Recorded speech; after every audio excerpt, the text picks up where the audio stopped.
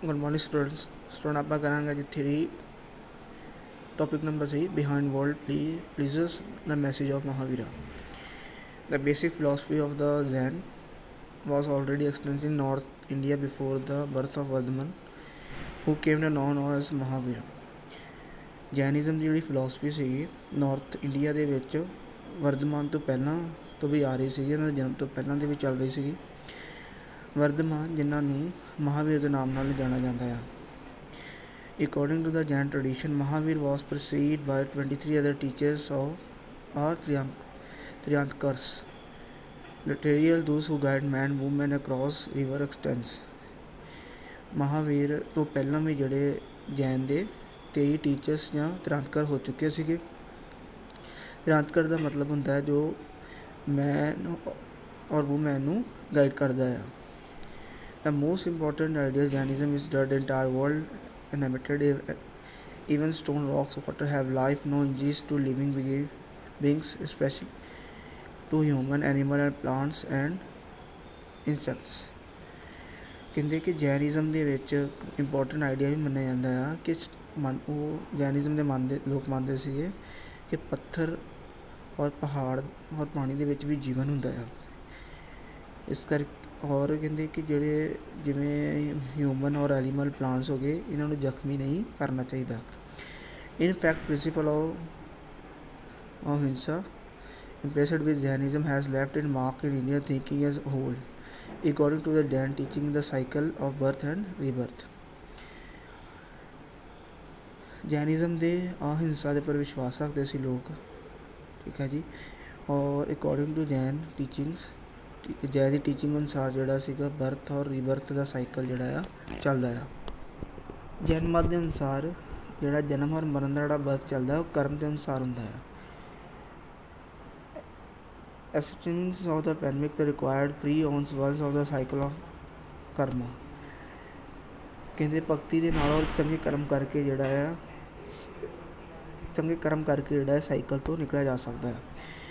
This can be achieved only of the renouncing the world. Therefore, monastics extends the necessary condition of salvation. Jain monks and nuns took 5 oaths to abstain stealing and lying. ਠੀਕ ਹੈ ਜੀ। ਕਹਿੰਦੇ ਕਿ ਜੈਨ ਦੇ ਅਨੁਸਾਰ ਜਿਹੜਾ ਆ ਉਹ 5 ਚੀਜ਼ਾਂ ਦੇ ਵਿਸ਼ਵਾਸ ਰੱਖਦੇ ਸੀਗੇ, ਨਾ ਕਿਸੇ ਨੂੰ ਮਾਰਨਾ, ਨਾ ਝੂਠ ਬੋਲਣਾ ਆ, ਨਾ ਹੀ ਕਿਸੇ ਦਾ ਹੱਕ ਖਾਣਾ ਆ, ਔਰ and to abstain for processing property. ਕਹਿੰਦੇ ਕਿ ਵਾਧੂ ਜਿਹੜੀ ਆਪਣੇ ਕੋਲ ਸੰਪੱਤੀ ਵੀ ਨਹੀਂ ਰੱਖਣੀ ਚਾਹੀਦੀ। ਨੈਕਸਟ ਆ 3.1 ਦ ਸਪਿਰਿਟ ਆਫ ਜੈਨਿਜ਼ਮ ਦਾ ਫੈਲਾਅ। Gradually, Jainism spread to many parts of India, like the Buddhist Jain scholar produced the wealth of literature in the variety of language.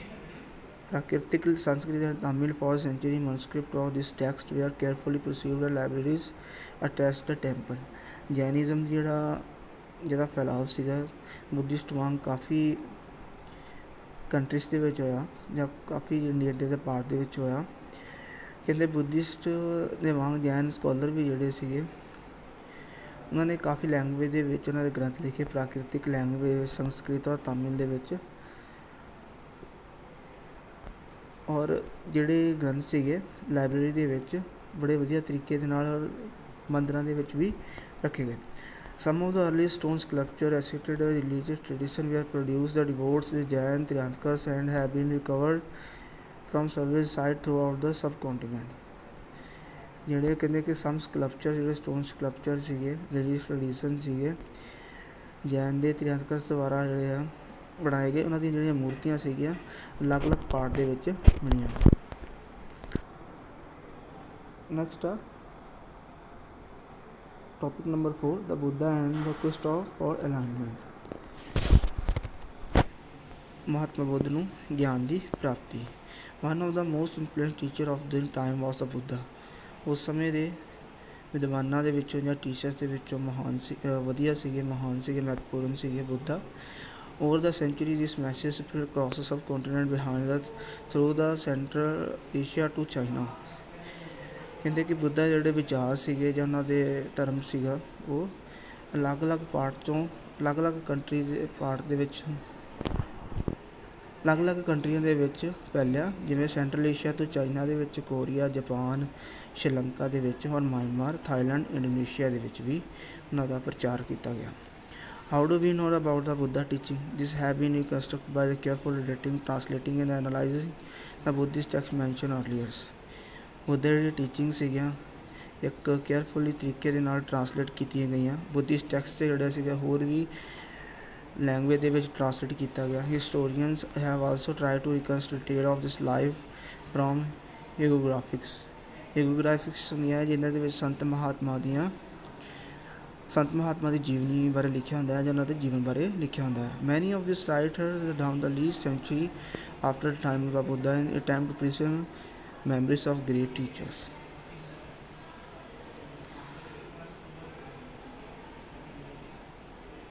According to this tradition, Siddhartha, as the Buddha was named at birth, was the son of chief of Shakya clan.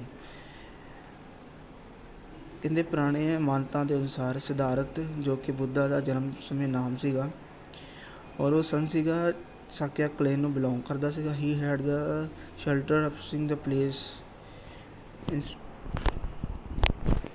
of life one day preceding the charities of take him to into the city. ਕਹਿੰਦੇ ਮਹਾਤਮਾ ਬੁੱਧਾ ਜਿਹੜਾ ਪਾਲਣ ਪੋਸ਼ਣ ਸੀਗਾ ਮਹਿਲ ਦੇ ਵਿੱਚ ਹੋਇਆ, ਵਧੀਆ ਤਰੀਕੇ ਦੇ ਨਾਲ ਹੋਇਆ, ਰਾਜਿਆਂ ਵਾਂਗ ਹੋਇਆ ਸੀਗਾ। ਪਰ ਇੱਕ ਵਾਰੀ ਕਹਿੰਦੇ ਕਿ ਉਹਨਾਂ ਨੇ ਆਪਣੇ ਰੱਥ ਚਲਾਉਣ ਵਾਲੇ ਨੂੰ ਰਿਕੁਐਸਟ ਕੀਤੀ ਕਿ ਉਹ ਸਿਟੀ ਦਾ ਸ਼ਹਿਰ ਦਾ ਜਿਹੜਾ ਆ ਚੱਕਰ ਲਾਉਣਾ ਚਾਹੁੰਦਾ ਹੈ ਜਾਂ ਸ਼ਹਿਰ ਘੁੰਮਣਾ ਚਾਹੁੰਦਾ ਹੈ। His first journey into the world outside was dramatic. ਜਿਹੜੀ ਕਹਿੰਦੇ ਕਿ ਉਹਨਾਂ ਦੀ ਇਤਿਹਾਸ ਦੇ ਵਿੱਚ ਪਹਿਲੀ ਜਿਹੜੀ ਜਰਨੀ ਸੀਗੀ ਜਾਂ ਪਹਿਲੀ ਉਹਨਾਂ ਦੀ ਸੈਰ ਸੀਗੀ ਕਾਫੀ ਦੁਖਦਾਇਕ ਸੀਗੀ। He was deeply anguished when the saw an old man, a sick man and a corpse. ਕਹਿੰਦੇ ਕਿ ਉਹਨਾਂ ਨੇ ਜਿਹੜੀਆਂ 3 ਚੀਜ਼ਾਂ ਦੇਖੀਆਂ, ਓਲਡ ਮੈਨ, ਸਿਕ ਮੈਨ ਅਤੇ ਕ੍ਰੌਪਸ। ਬੁੱਢਾ ਵਿਅਕਤੀ, ਬਿਮਾਰ ਆਦਮੀ ਅਤੇ ਇੱਕ ਮੁਰਦਾ ਜਾਂ ਭਿਖਾਰੀ ਸੀ।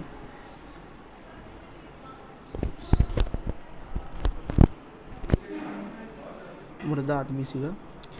He realized in the movement the decay of the destructions of the human body was inevitable. ਜਿਹੜੀਆਂ 3 ਚੀਜ਼ਾਂ ਦੇਖੀਆਂ ਸੀਗੀਆਂ ਉਹਨਾਂ ਦੇ ਨਾਲ ਕਾਫੀ ਦੁੱਖ ਲੱਗਾ ਕਿ ਹਿਊਮਨ ਬੋਡੀ ਨੂੰ ਕਾਫੀ ਜਿਹੜੇ ਮੁਸ਼ਕਿਲਾਂ ਦਾ ਸਾਹਮਣਾ ਕਰਨਾ ਪੈਂਦਾ ਆ।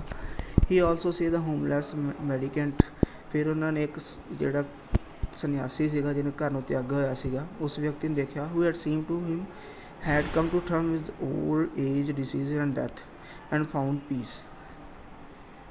Siddhartha decided to would adopt the same path. ਉਸ ਸੰਨਿਆਸੀ ਨੂੰ ਦੇਖ ਕੇ ਉਹਨਾਂ ਨੇ ਫੈਸਲਾ ਕੀਤਾ ਕਿ ਉਹ ਵੀ ਇਸੇ ਰਸਤੇ ਨੂੰ ਅਪਣਾਉਣਗੇ ਔਰ ਘਰ ਨੂੰ ਛੱਡ ਦੇਣਗੇ। soon after he left the place and set out in search of his truth.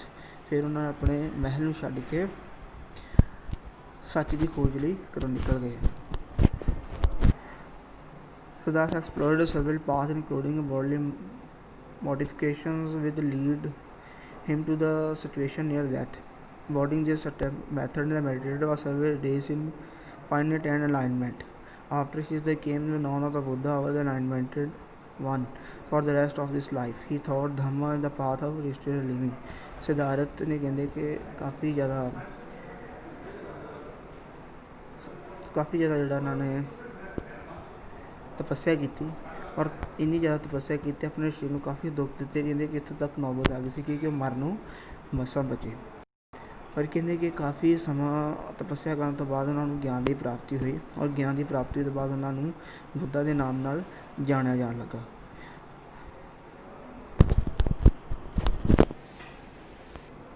ਅੱਗੇ topic number 6 follower of the Buddha. soon there grew the body disciplines of the Buddha and his founded Sangha, an organization of monks who to become a teacher of Dhamma. Buddha ਨੇ ਆਪਣੇ ਜਿਹੜੇ ਕੁਝ discipline ਬਣਾਏ ਹੋਏ ਸੀਗੇ, ਸਿਧਾਂਤ ਬਣਾਏ ਹੋਏ ਸੀਗੇ ਔਰ ਉਸ ਸਿਧਾਂਤ ਨੂੰ ਫੋਲੋ ਕਰਨ ਵਾਲਿਆਂ ਨੂੰ ਸੰਘਾ ਕਿਹਾ ਜਾਂਦਾ ਸੀਗਾ ਜਾਂ ਉਸ ਜਿਹੜਾ ਫੋਲੋਅਰ ਬਣ ਜਾਂਦਾ ਸੀਗਾ ਉਹਨੂੰ ਸੰਘਾ ਐਂਟਰ ਹੋ ਜਾਂਦਾ ਸੀਗਾ, ਉਹਨੂੰ ਸੰਘਾ ਕਿਹਾ ਜਾਂਦਾ ਸੀਗਾ। ਔਰ ਇੱਕ ਮੌਂਕ ਸੀ ਆਰਗੇਨਾਈਜੇਸ਼ਨ ਬਣਾਈ ਹੋਈ ਸੀਗੀ ਜਿਨ੍ਹਾਂ ਨੂੰ ਜੋ ਕਿ ਧਰਮ ਦਾ ਪ੍ਰਚਾਰ ਕਰਦੇ ਸੀਗੇ। This monks lived simply pursuing only the action required from the survival such a boil to receive food once a day. ਜਿਹੜੇ ਮੌਂਕ ਸੀਗੇ ਆਪਣੇ ਕੋਲ ਸਾਰੀ ਜਾਇਦਾਦ ਜਿਹੜੀ ਛੱਡ ਦਿੰਦੇ ਸੀ, ਆਪਣੀ ਜਾਇਦਾਦ ਛੱਡ ਕੇ ਸਿਰਫ ਇੱਕ ਟਾਈਮ ਦਾ ਖਾਣਾ ਹੀ ਆਪਣੇ ਕੋਲ ਰੱਖਦੇ ਸੀਗੇ। ਐਜ਼ ਏ ਲਿਵ ਔਨ ਆਲਮਸ, ਉਹਨਾਂ ਨੂੰ ਆਪਣਾ ਜਿਹੜਾ ਜ਼ਿੰਦਗੀ ਸੀਗੀ ਆਲਮਸ ਲੋਕਾਂ ਨੂੰ ਦਾਨ ਪੁੰਨ 'ਤੇ ਹੀ ਨਿਰਭਰ ਹੋ ਕੇ ਕਰਨੀ ਪੈਂਦੀ ਸੀਗੀ। ਦੇ ਵੇਅਰ ਨੋਨਸ ਐਜ਼ ਭਿਕਸ਼ੂਸ, ਔਰ ਉਹਨਾਂ ਨੂੰ ਭਿਕਸ਼ੂਸ ਕਿਹਾ ਜਾਂਦਾ ਸੀਗਾ। Canada only men were allowed into the sangha, but later women also came to be admitted। ਪਹਿਲਾਂ ਜਿਹੜਾ ਸੀਗਾ ਪੁਰਸ਼ਾਂ ਨੂੰ ਹੀ ਸੰਘਾਂ ਦੇ ਵਿੱਚ ਐਂਟਰ ਹੋਣ ਲਈ ਇਜਾਜ਼ਤ ਸੀਗੀ, ਵੂਮੈਨ ਨੂੰ ਨਹੀਂ ਸੀਗੀ। ਪਰ ਹੌਲੀ ਹੌਲੀ ਕੀ ਹੁੰਦੇ ਕਿ ਵੂਮੈਨ ਨੂੰ ਐਂਟਰ ਹੋਣ ਲਈ ਪਰਮਿਸ਼ਨ ਦਿੱਤੀ ਗਈ। According to the Buddhist text this may be made possible through the meditation of Ananda, one of the Buddha desired discipline who persuaded him to allow women into the Sangha। ਪੁਰਾਣੇ Buddhist ਗ੍ਰੰਥਾਂ ਤੋਂ ਦੇ ਆਧਾਰਿਤ ਕਹਿੰਦੇ ਕਿ ਫਿਰ ਜਿਹੜੇ woman ਨੂੰ ਵੀ ਐਂਟਰ ਹੋਣ ਲਈ ਇਜਾਜ਼ਤ ਦੇ ਦਿੱਤੀ ਗਈ। ਦਾ ਬੁੱਧਿਸਟ ਫੋਸਟਰ ਮਦਰ ਮਹਾ ਪ੍ਰਜਾਪਤੀ ਗੌਤਮੀ ਵਾਜ਼ the first woman to be ordained as a ਭਿਕਸ਼ੁਨੀ। ਕਹਿੰਦੇ ਕਿ ਬੁੱਧਾ ਦੀ ਜਿਹੜੀ ਸੌਤੇਲੀ ਮਾਤਾ ਸੀਗੀ ਮਹਾ ਪ੍ਰਜਾਪਤੀ, ਜੋ ਕਿ ਪਹਿਲੀ ਵੂਮੈਨ ਸੀਗੀ ਜਿਨ੍ਹਾਂ ਨੇ ਬੁੱਧ ਧਰਮ ਨੂੰ ਅਪਣਾਇਆ ਸੀਗਾ।